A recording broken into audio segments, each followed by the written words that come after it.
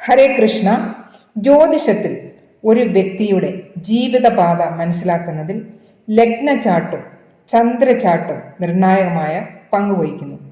ഓരോ ചാർട്ടിനും സവിശേഷമായ ഉൾക്കാഴ്ചകൾ നൽകുമ്പോൾ സംരക്ഷണത്തിനും മാർഗനിർദ്ദേശത്തിനും ഏതാണ് നല്ലതെന്ന് പല ജ്യോതിഷികളും പലപ്പോഴും ചിന്തിക്കാറുണ്ട്. അപ്പോൾ ഇത് നിങ്ങളുടെ മനസ്സിലും ഈ ഒരു സംശയം കാണും അല്ലേ? അപ്പോൾ ഈ സംശയം തീർക്കുന്നതിന് വേണ്ടിയുള്ളതാണ് ഈ വീഡിയോ വളരെ പ്രധാനപ്പെട്ട ഒരു വീഡിയോയാണ്. വീഡിയോ എല്ലാവരും കാണുക. ഈ ഭൂമിയിൽ ജന്മമെടുത്ത എല്ലാവർക്കും ജന്മജാതകത്തിൽ ഏറ്റവും പ്രധാനപ്പെട്ട 2 ചാർട്ടുകളാണ് ലഗ്ന ചാർട്ടും ചന്ദ്രചാർട്ടും. ഇതിലൂടെ ജീവിതത്തിൻ്റെ രഹസ്യങ്ങൾ മനസ്സിലാക്കാം.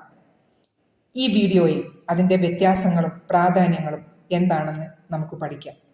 ലഗ്ന ചാർട്ട് ജനന സമയം, ജനന സ്ഥലം, തീയതി എന്നിവയെ അടിസ്ഥാനമാക്കിയുള്ളതാണ്.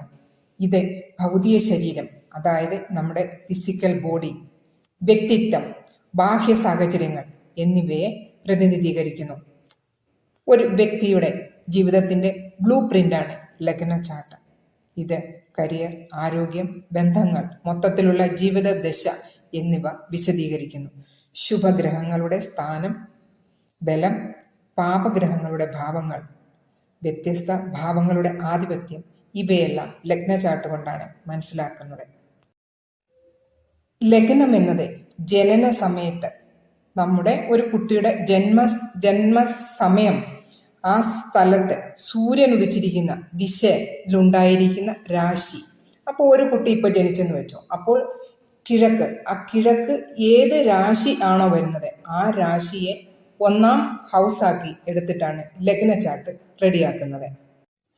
ലഗ്ന ചാർട്ട് ഒരു വ്യക്തിയുടെ ശരീരം, നമ്മുടെ ഫിസിക്കലായിട്ടുള്ള ശരീരം, നമുക്ക് കാണാൻ പറ്റുന്നത് സ്ഥൂല ശരീരം എന്ന് പറയും. സ്ഥൂല ശരീരം, സ്വഭാവം, ജീവിതത്തിൻ്റെ പ്രവാഹം എന്നിവയാണ് പ്രതിനിധീകരിക്കുന്നത്.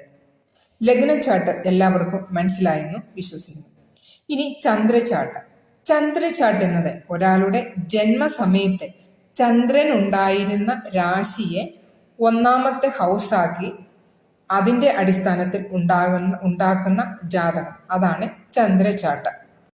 ചന്ദ്രചാർട്ടിലൂടെ നമ്മുടെ ഒരു വ്യക്തിയുടെ മനോഭാവങ്ങൾ, ഭാവന, ഭയങ്ങൾ, മനസ്സിൻ്റെ നില, ഇമോഷണൽ ഇതിനെയൊക്കെയാണ് കാണിക്കുന്നത്.